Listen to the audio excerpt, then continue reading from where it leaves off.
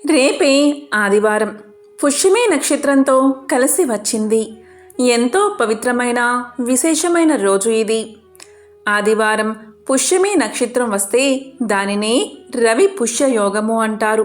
పుష్యార్క యోగము అని కూడా పిలుస్తారు. ఇది చాలా అరుదుగా వచ్చే యోగం. జ్యోతిష శాస్త్రం ప్రకారం మొత్తం 27 నక్షత్రాలలో 8వ స్థానంలో పుష్యమి నక్షత్రం ఉంది. ఈ నక్షత్రం చాలా శుభప్రదమైనది.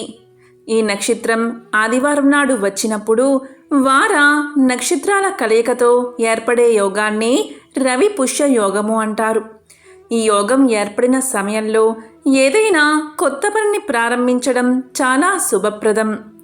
ఈ యోగంలో పసిడి అంటే బంగారం, వెండి వంటి వస్తువులు కొనుగోలు చేస్తే చాలా మంచిది. ఈ నక్షత్ర లోహం బంగారం కాబట్టి బంగారు ఆభరణాలు కొనుగోలు చేయడం చాలా శుభప్రదం. ఇటువంటి అద్భుతమైన రోజు ఈ సమయంలో ఎవరైతే ఈ చెట్టు వేరును తెచ్చి ఇంట్లో బీరువాలో పెట్టుకుంటారో అలాంటి వారికి లక్ష్మీదేవి కటాక్షం కలిగి అష్టైశ్వర్యాలు భోగభాగ్యాలు కలుగుతాయి.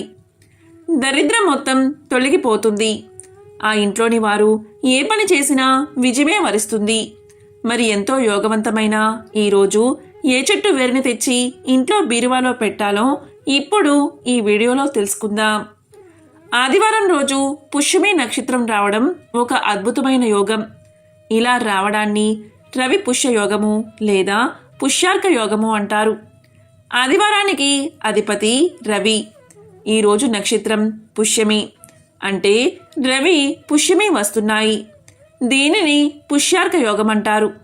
ఇలా రావడం సంవత్సరంలో 2 లేక 3 సార్లు జరుగుతుంది. ఈరోజు వివాహానికి సంబంధించిన అంశాలు కాకుండా మిగిలిన ఎలాంటి అంశాలైనా సరే ఈ సమయంలో ప్రారంభం చేయవచ్చు. దీనికి ముహూర్తం చూసుకోవాల్సిన అవసరం లేదు. తారాబలం చూసుకోవాల్సిన అవసరం లేదు. ఎవరైనా సరే ప్రారంభం చేయవచ్చు. ఈ యోగాన్ని పొందాలి అనుకునే వారంతా తప్పకుండా ఇలా చేయాలి. జాతక చక్రంలోని 12 రాశుల వారు ఫిబ్రవరి నుండి మధ్యాహ్నం 12:13 వరకు ఏ పని చేసినా అది విజయవంతమవుతుంది. ఈ యోగంలో ఒక్క వివాహం తప్ప ఏ మంచి పనైనా ప్రారంభిస్తే అంతా విజయమే కలుగుతుంది. ఈ యోగంలో ఒక్క వివాహం మాత్రం చెయ్యరు. ఈ పుష్కార్క యోగంలో కొత్త భవన నిర్మాణానికి, మంత్రాలు నేర్చుకోవడానికి, కొత్త కార్యాలయం ప్రారంభించడానికి, బంగారు నగలు కొనడానికి, కొత్త ఇంటిని కొనుగోలు చేయడానికి, పెద్ద పెద్ద వ్యాపారాలు ప్రారంభించడానికి ఈ రవి పుష్యమి యోగం ఎంతో శుభకాలం, మంచి రోజు.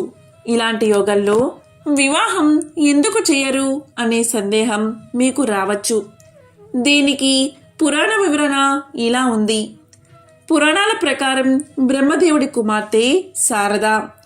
ఆమె వివాహానికి అన్ని ఏర్పాట్లు చేస్తాడు బ్రహ్మదేవుడు. తీరా వివాహం జరగాల్సిన రోజు ఆయన మతి భ్రమిస్తుంది. కుమార్తె యొక్క సౌందర్యానికి చలించిపోయి స్వంత పుత్రికని వివాహం చేసుకోవాలి అనుకుంటాడు. ఈ విధంగా తన మతిని భ్రమింపచేసిన మోహానికి కారణమైన పుష్యమి నక్షత్రంపై ఆగ్రహిస్తాడు బ్రహ్మదేవుడు.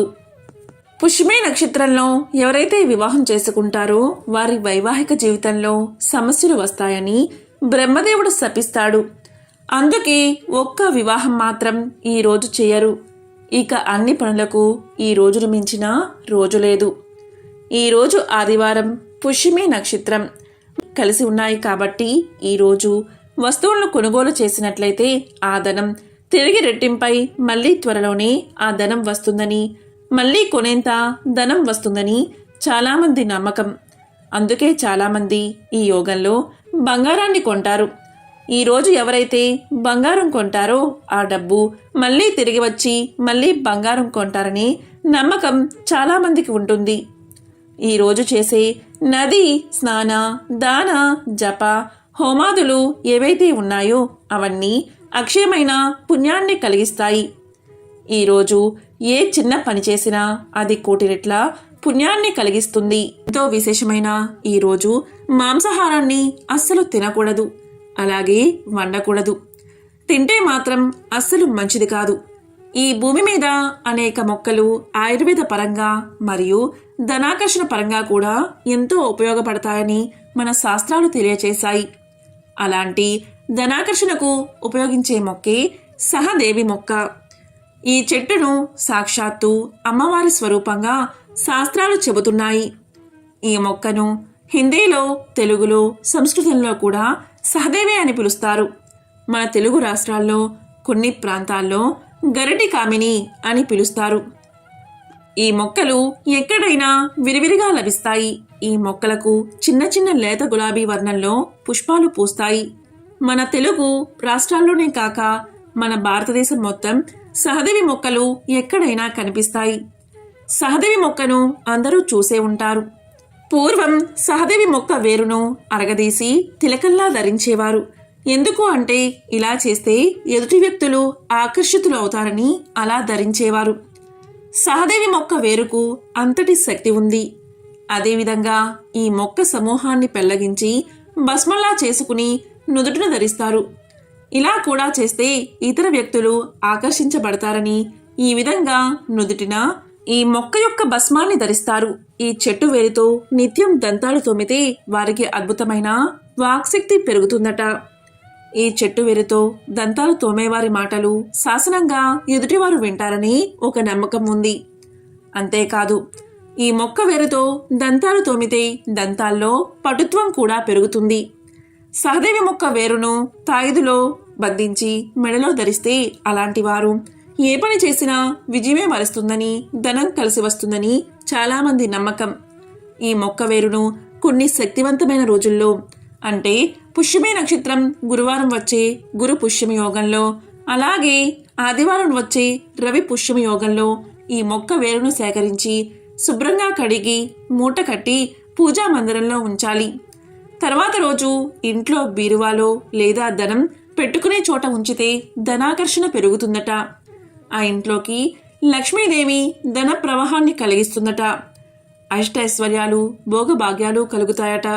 ఈ మొక్కను పూర్వం నుండి భారతీయ సాంప్రదాయ వైద్యంలో మరియు ఆయుర్వేదంలో అనేక రోగాలకు ఔషధంగా వాడుతున్నారు. పూర్వం జ్వరం తగ్గడానికి ఈ మొక్కను ఔషధంగా వాడేవారు.